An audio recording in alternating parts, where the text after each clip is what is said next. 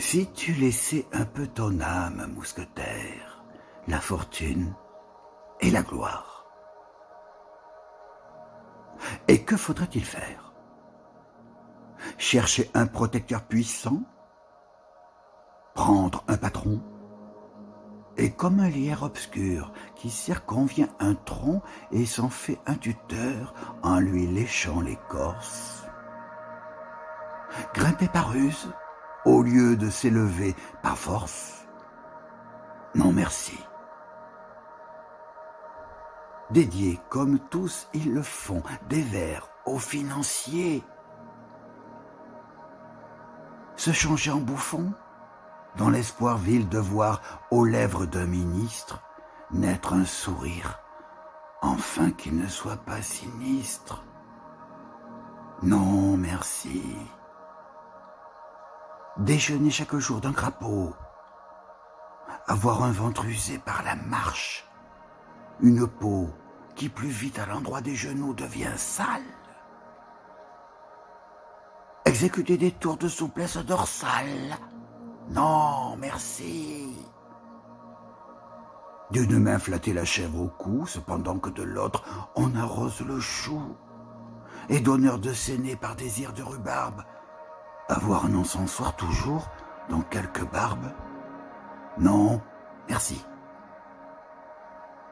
Se pousser de giron en giron, devenir un petit grand homme dans un rond, et naviguer avec des madrigaux pour âme, et dans ses voiles des soupirs de vieilles dames? Non, merci. Chez le bon éditeur de Cercy, faire éditer ses vers en payant? Non, merci.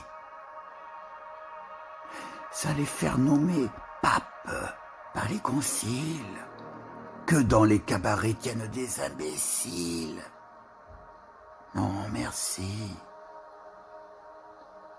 Travailler à se construire un nom sur un sonnet au lieu d'en faire d'autres? Non, merci. Ne découvrir du talent qu'aux mazettes? Être terrorisé par de vagues gazettes? Et se dire sans cesse « Oh, pourvu que je sois dans les petits papiers du Mercure François ». Non, merci. Calculer, avoir peur, être blême, préférer faire une visite qu'un poème, rédiger, déplacer, se faire présenter? Non, merci. Non, merci. Non, merci.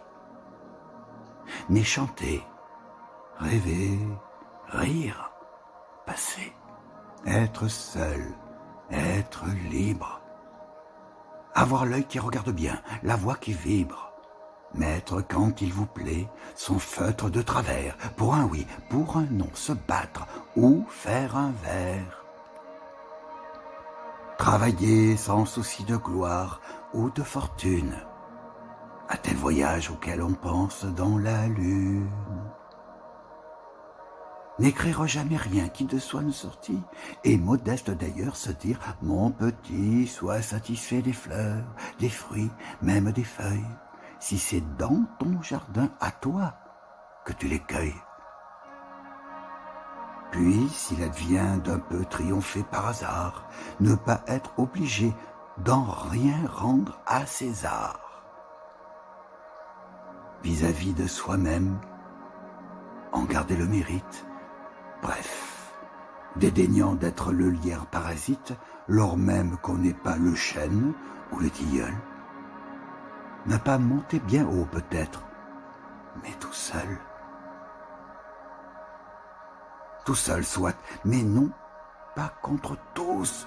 Comment diable as-tu donc contracté la manie effroyable de te faire toujours partout des ennemis?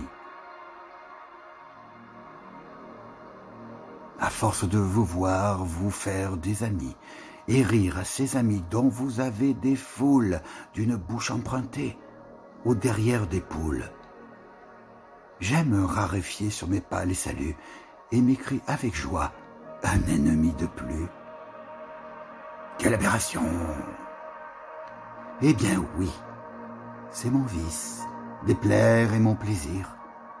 J'aime qu'on me haïsse, Mon cher, si tu savais comme l'on marche mieux sous la pistoletade excitante des yeux, comme sur les pourpoints font d'amusantes taches le fiel des envieux et la bave des lâches. Vous, la molle amitié dont vous vous entourez ressemble à ces grands cols d'Italie ajourés et flottants dans lesquels votre cou s'effémine. On y est plus à l'aise et de moins haute mine, car le front, n'ayant pas de maintien ni de loi, s'abandonne à pencher dans tous les sens. Mais moi, la haine, chaque jour, me tuyote et m'apprête la fraise, dont l'emploi force à lever la tête.